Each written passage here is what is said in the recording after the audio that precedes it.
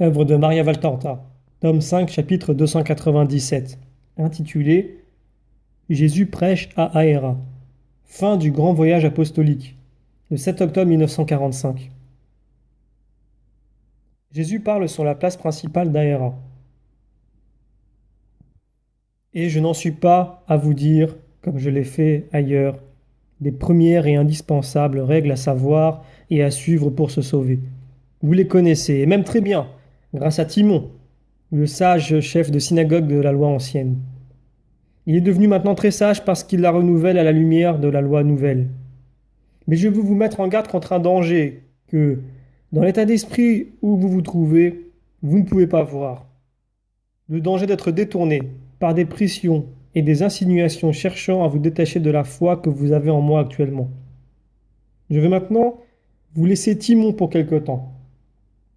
Avec les autres, il vous expliquera les paroles du livre et la lumière nouvelle de ma vérité qu'il a embrassée. Mais avant de vous quitter, après avoir scruté vos cœurs et reconnu la sincérité de leur amour, vos cœurs humbles et pleins de bonne volonté, je veux commenter avec vous un point du quatrième livre des rois. Quand Ézéchias, roi de Juda, fut attaqué par Sénachérib, les trois grands émissaires du roi ennemi s'avancèrent vers lui pour le terroriser. Pour le terroriser par la crainte de la rupture des alliances et des puissances qui déjà le cernaient. Et Eliasim, Sobna et Joé répondirent aux paroles des puissants envoyés.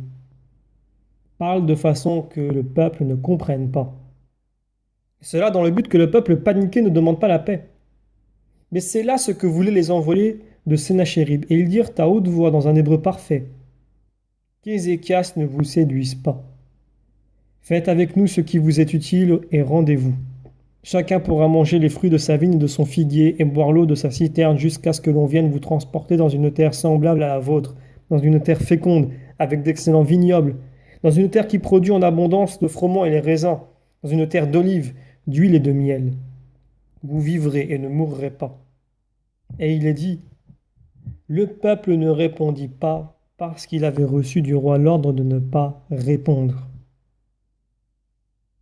Voici.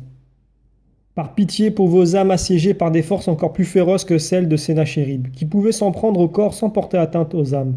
Alors qu'en vous, c'est aux âmes qu'il fait la guerre à l'aide d'une armée commandée par le despote le plus orgueilleux et le plus cruel qui existe dans la création. J'ai moi aussi prié les envoyés qui, pour m'attaquer en vous, essaient de nous terrifier, vous et moi, par des menaces de châtiment terribles, en leur disant « Parlez-moi à moi seul, mais laissez en paix les âmes qui maintenant naissent à la lumière. Tourmentez-moi, torturez-moi, accusez-moi, tuez-moi. Mais ne vous acharnez pas sur ces petits enfants de la lumière. Ils sont faibles encore. Un jour ils seront forts, mais actuellement ils sont faibles. Ne vous acharnez pas contre eux. Ne vous attaquez pas à la liberté des âmes de choisir leur chemin. Ne vous acharnez pas sur le droit de Dieu d'appeler à lui ceux qui le cherchent avec simplicité et amour. Mais un homme qui est, peut-il donc céder aux prières de celui qu'il est? Un homme possédé par la haine, peut-il reconnaître l'amour? C'est impossible. C'est pourquoi ils viendront vous dire avec encore plus de dureté, toujours plus de dureté, que le Christ ne vous séduise pas. Venez avec nous et vous en tirerez grand profit. Ils vous diront, malheur à vous si vous le suivez, vous serez persécutés. Et ils vous harcèleront en vous témoignant une feinte bonté. Sauvez vos âmes. Lui, c'est un Satan. Ils lâcheront bien des horreurs sur mon compte pour vous convaincre de quitter la lumière. Moi, je vous dis, répondez aux tentateurs par le silence. Quand ensuite la force du Seigneur sera descendue dans le cœur des fidèles de Jésus-Christ, Messie et Sauveur, alors vous pourrez parler parce que ce ne sera pas vous, mais l'Esprit même de Dieu qui parlera par vos lèvres, et vos âmes deviendront adultes dans la grâce, fortes et invincibles dans la foi. Soyez persévérants. Je ne vous demande que cela. Souvenez-vous que Dieu ne peut céder au sortilège d'un de ses ennemis. Que vos malades, ceux qui ont obtenu réconfort et paix pour leurs âmes, parlent toujours par leur seule présence de celui qui est venu parmi vous pour vous dire « Persévérez dans mon amour et dans ma doctrine et vous obtiendrez le royaume des cieux. » Mes œuvres parlent plus encore que mes paroles, et bien que ce soit une béatitude parfaite de savoir croire sans avoir besoin de preuves, moi je vous ai permis de voir les prodiges de Dieu pour que vous soyez fortifiés dans la foi.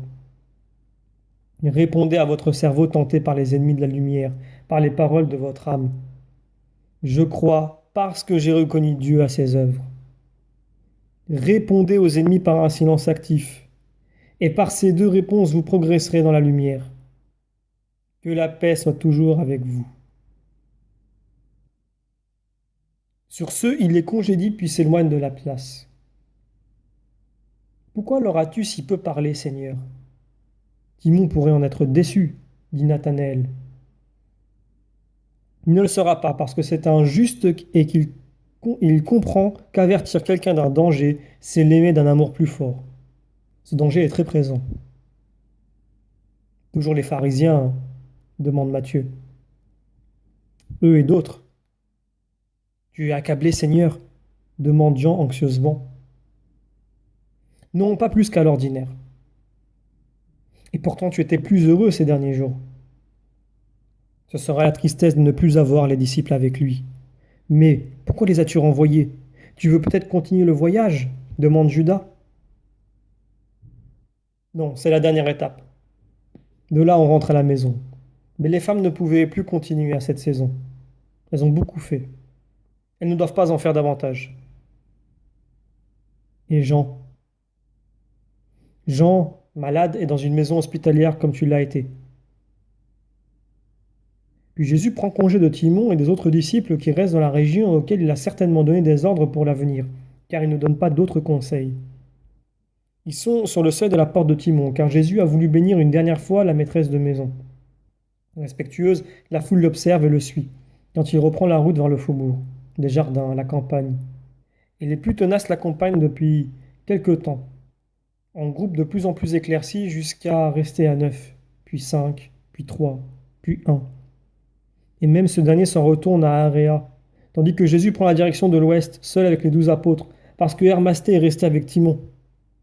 Jésus dit, et le voyage, le second grand voyage apostolique est terminé. Nous retournons maintenant dans les campagnes connues de Galilée. Pauvre Maria, tu es encore plus épuisée que Jean d'Andorre. Je te permets d'omettre les descriptions des lieux.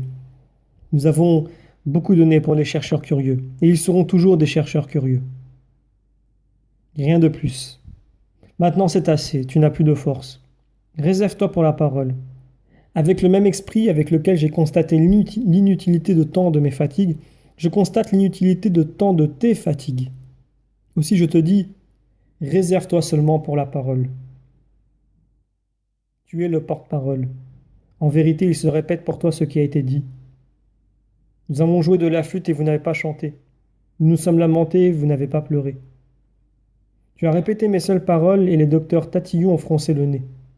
Tu as uni à mes paroles tes descriptions et ils en trouvent à redire. Maintenant, ils vont encore trouver à redire. Or, tu es à bout. Je te dirai quand tu devras décrire le voyage.